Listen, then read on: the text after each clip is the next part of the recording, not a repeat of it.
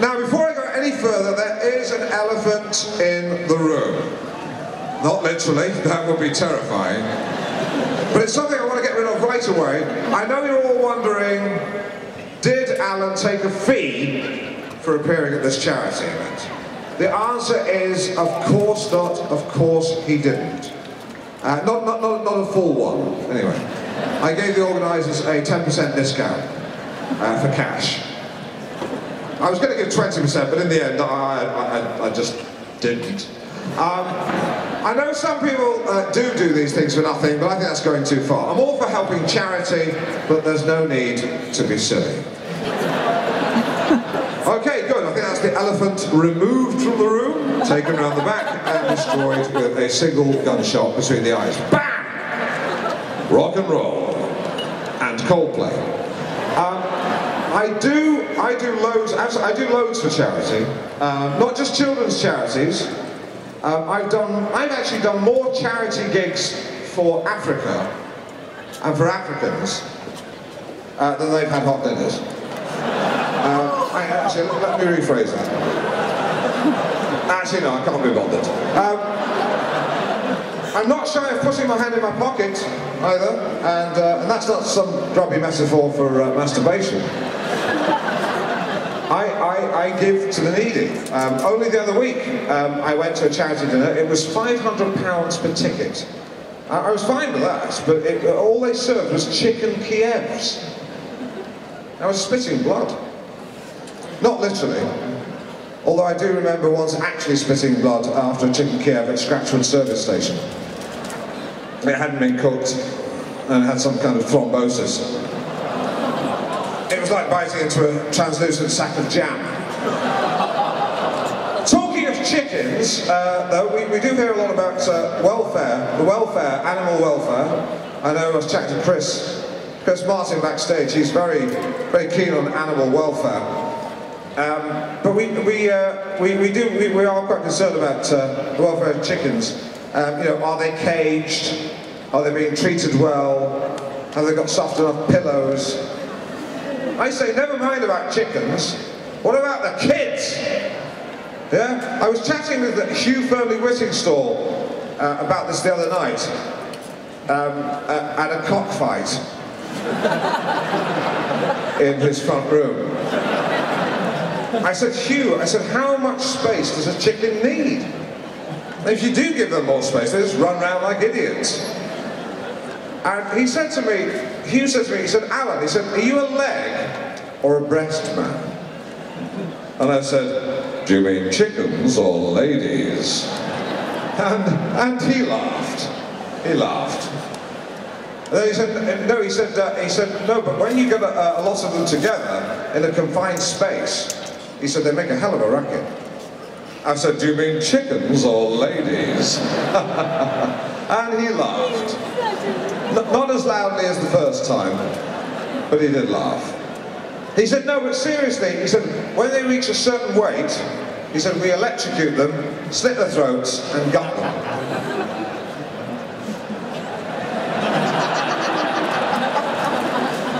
I said, do you mean chickens or ladies? And at that point, he just asked me to leave. My point is, when it comes to a choice between chickens and kids, I choose kids every time.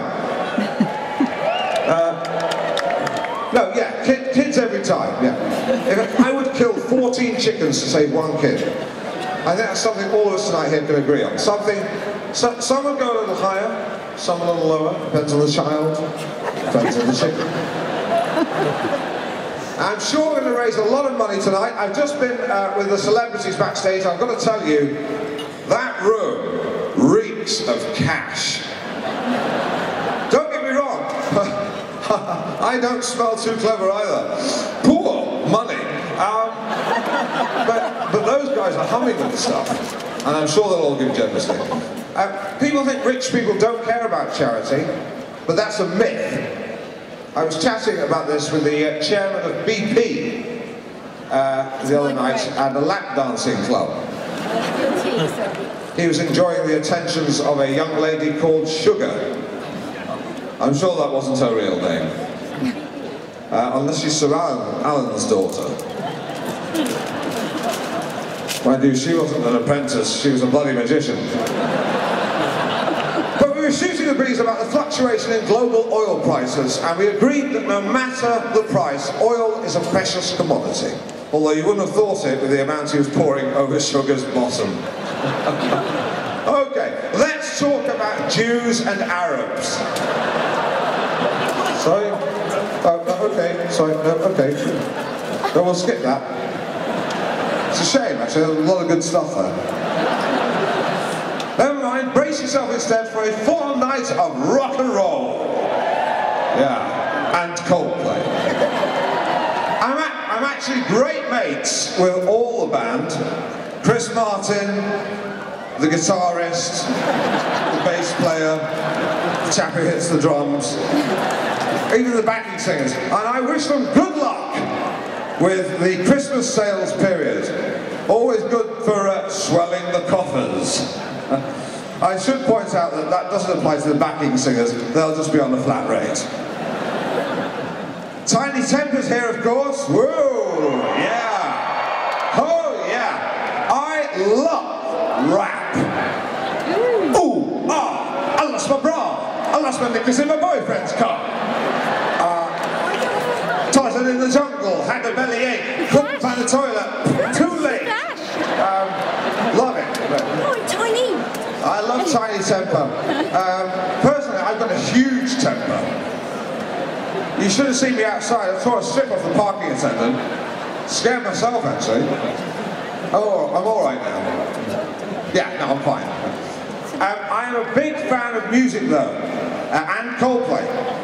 I'm Josh. I'm joking. I love them. They're like Keen, but more extreme.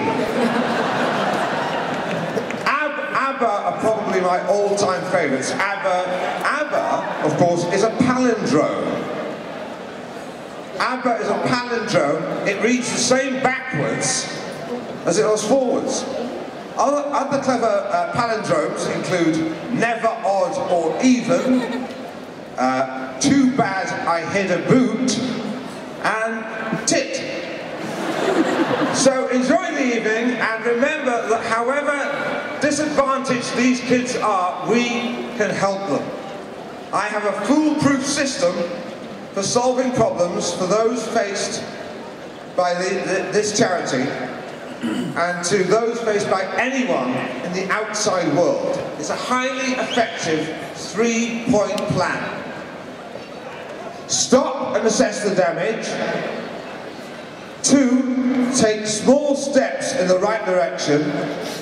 3, that's it. It's technically a 2-point plan, but you do need the third to remind people that there are only 2, because they expect them to come in 3s. So it's a 2-pronged trident, or a bident, or a hoe.